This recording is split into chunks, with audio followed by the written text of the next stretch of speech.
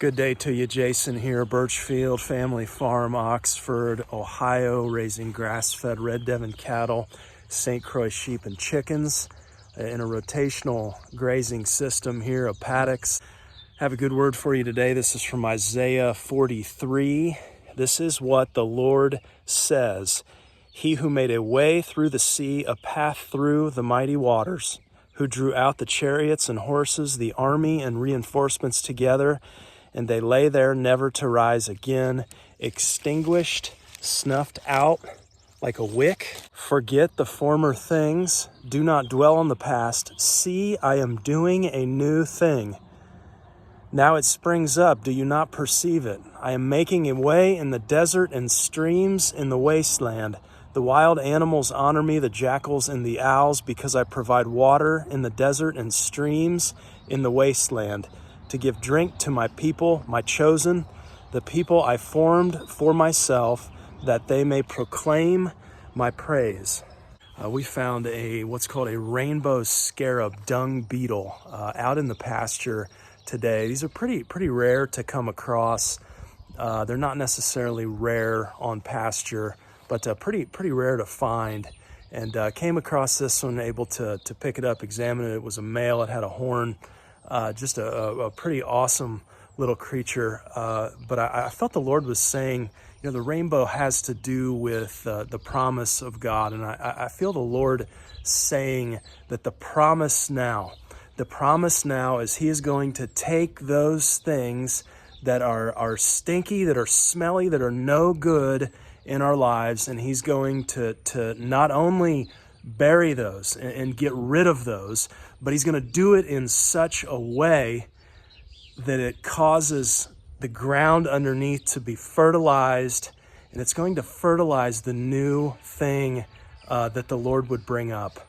The Lord is saying that He does His best work in that darkness. If you actually research this type of beetle, this is actually what this beetle does. Is it goes underneath the pad, right, and it's taking that manure down into the ground, fertilizing that ground, preparing that ground for the new growth, the new thing that is to come. So I would encourage you today, in the midst of trials, difficult seasons and situations, hang on to hope. This is the essence. This is the essence of the cross of Christ, the old being transformed into the new life that is to come. He is our hope. And so be encouraged today as I speak here. I have bees flying all over, just around my head here.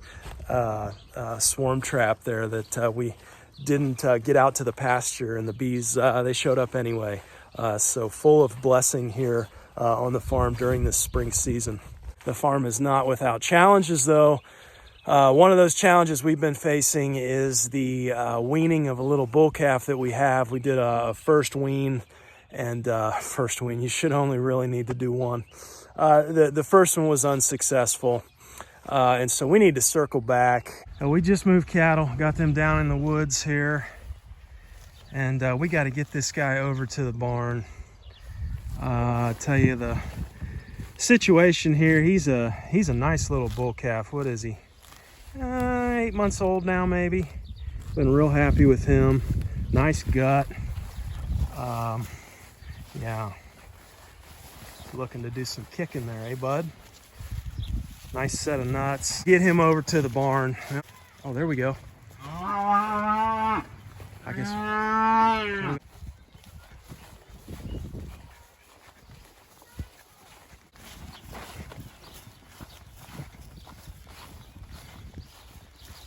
Okay, so the story on this little guy is we had a wedding to go to. We weaned him for 13 days, and then I put him back out because we had a farm sitter coming. I didn't want her to have to deal with another animal, and so we put him back out. I thought, let's give 13 days a try here. Go on. And man, it was not long enough. Put him back out, and he got right back on. And so we're going to try something a little different here today that we've never done. Let's get him in the barn. I'll show you what's going on. Okay. I'll try and sneak him through here by the sheep. There we go. It was easier than I thought it would be. Keep going, bud. Keep going. Keep going. Come on. Keep going. And there is a bear right around the corner here that he might take to. Hey, look at that. All right. Well, that was pretty easy. Okay, so here's what we're dealing with today. We're going to try one of these wean rings. Now, I've heard about these.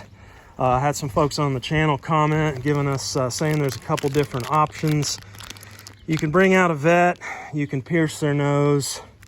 I didn't really want to do that, so we're gonna try these things. You see, there's a screw at the base there, and that does kind of tighten things down.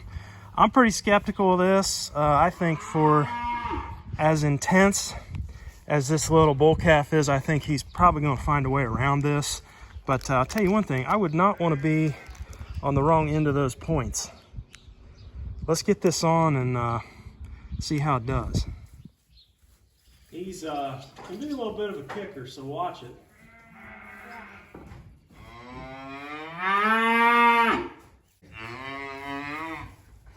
Here we go.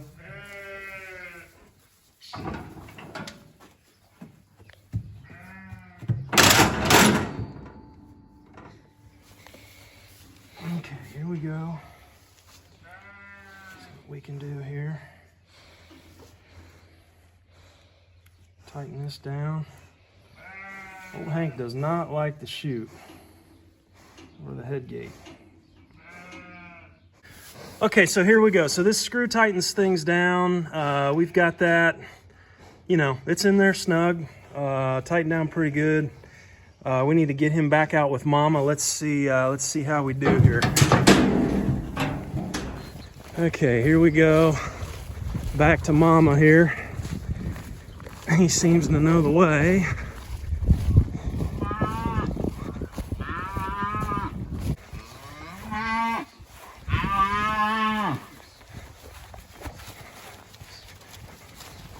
Here we go, girls. Stand your ground there.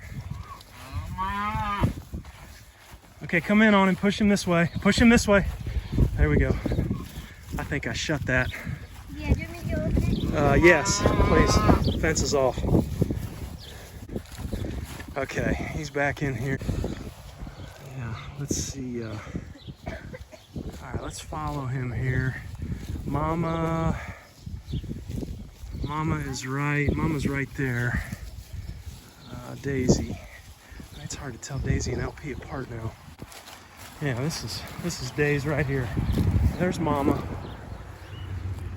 He doesn't seem to be too interested in milk now, so. All right. Keep an eye on him. You see, he's definitely got his senses activated here. See his eyes watering, drooling. Just had that back leg up trying to give it a kick there. I don't know.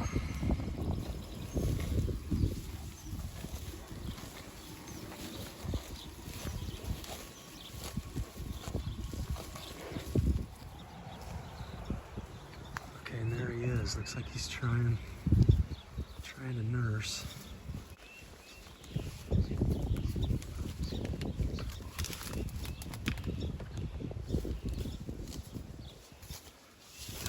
See him trying to get in there, and it looks like she is kicking him off.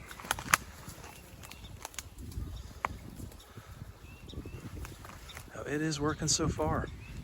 Okay, we are, I estimate 8 hours since we installed the wean ring here, and I cannot believe it. It is still in there, and it's in there good. Yeah, it's holding up. He definitely looks a little more comfortable with it now, not quite so much drool.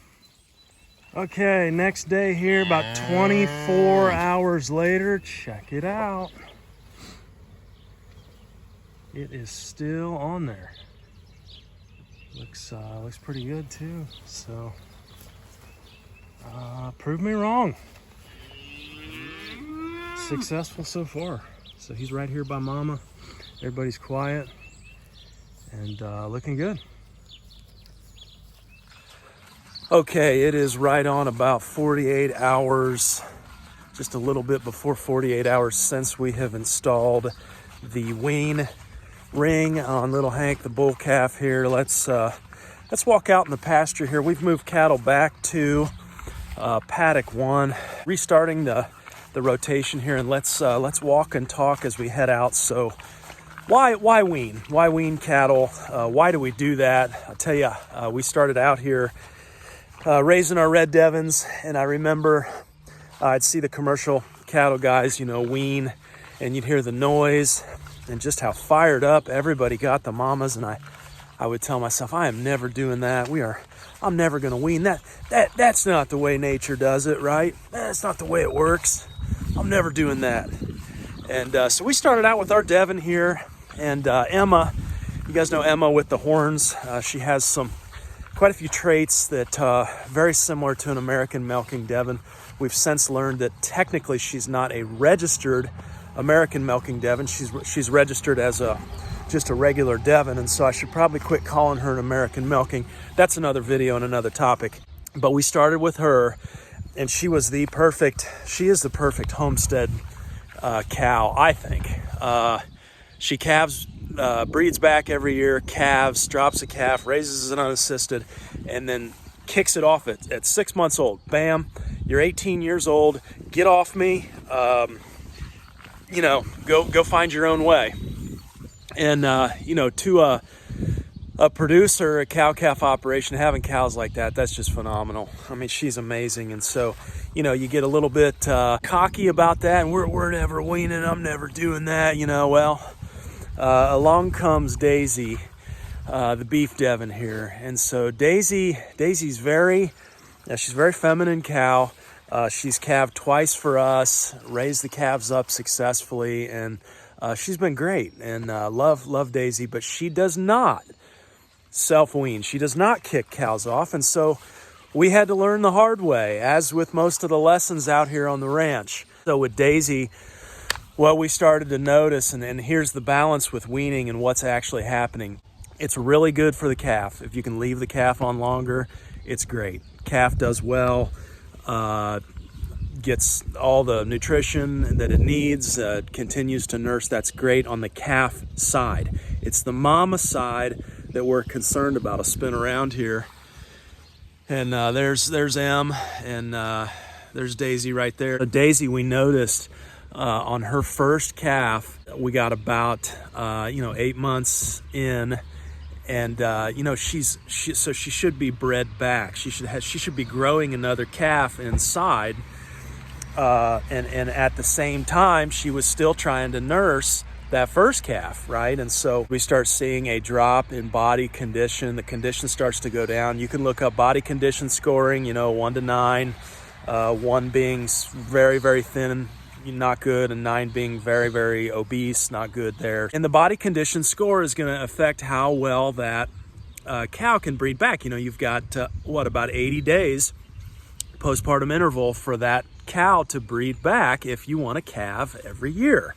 And as a cow-calf producer, that's in your best interest to have the animals dropping a calf every year. The other thing we noticed is what really tipped me off was we came out, and Daisy still had the calf nursing that first calf, and she has another calf she's growing inside at the same time, and she's the only animal, and they're in the shade. It's not hot, and she's over there just huffing, just breathing really heavy, not gasping, but definitely breathing very rapidly.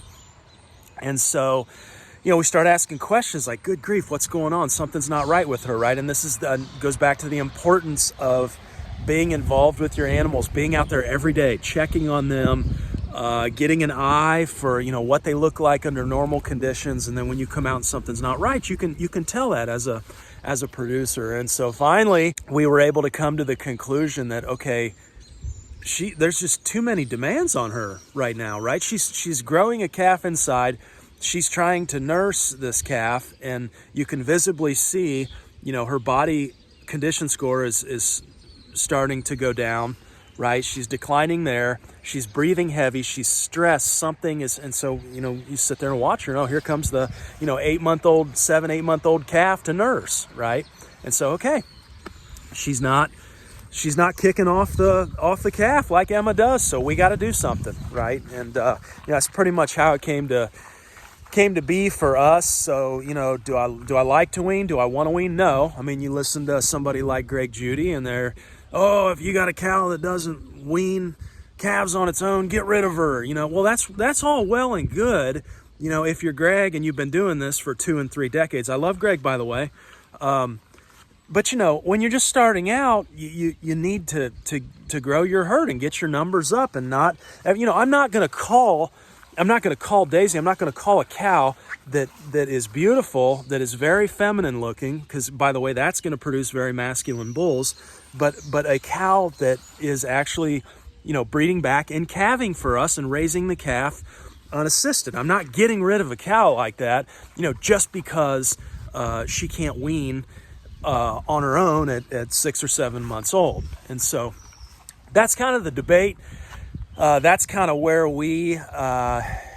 I've come from, my experience with all this. Is it true that weaning doesn't happen in nature? Sure. But there's a lot of differences between the natural letting things just go systems and the actual production farm. And, you can argue those differences as to what's healthy and what's not. But the bottom line is, every farm has to decide your goals and what you're after, and what is a fit and what is not, and what are those things that are important to you and what are not. We get down the road, and I get 50 head of cattle, and we're able to call for that trade if that's important to us at that time. We can do that. But in the meantime, growing the herd here. It's weaning has a place. It has a place, contrary to what I originally started out believing. Right there he is. Still got it in. 48 hours later, not really looking like it's moved much. Here's Daisy right here, and you can see, just looking at her, body condition score. I'm not gonna throw out a number, but I'll just say what she's not. She's certainly not down in that 1 to 2 range. I don't really even see, that 12th or 13th rib. I'm pretty happy with her. Production wise, we made some mistakes on her as a first calf heifer, breeding back after that first calf. So what do we say about these wean rings? Well, I'll say this much. I will definitely try these again to avoid the stress of separating animals out, leaving calf with mama here. This worked out. I'm not planting any flags. This is just take this for what it's worth. I'll leave a link in the description. These things were pretty cheap on Amazon.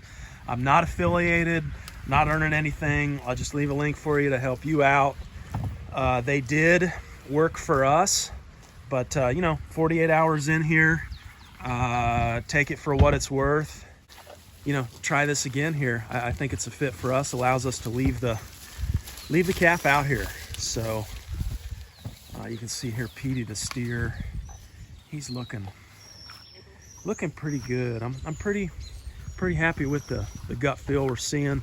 You can see them getting in there in that mineral, getting what they need, fertilizing that pasture through what they're consuming there mineral wise. So take it for what it's worth here, just our experience. Thanks for hanging with me today. As always, these are our experiences. Take what you can from the content here. I hope it's helpful and that you can use it, and keep an eye out. Keep an eye out today for the new ways, the new thing that the Lord is doing in the ways that he's moving, and be blessed and be at peace today. Take care.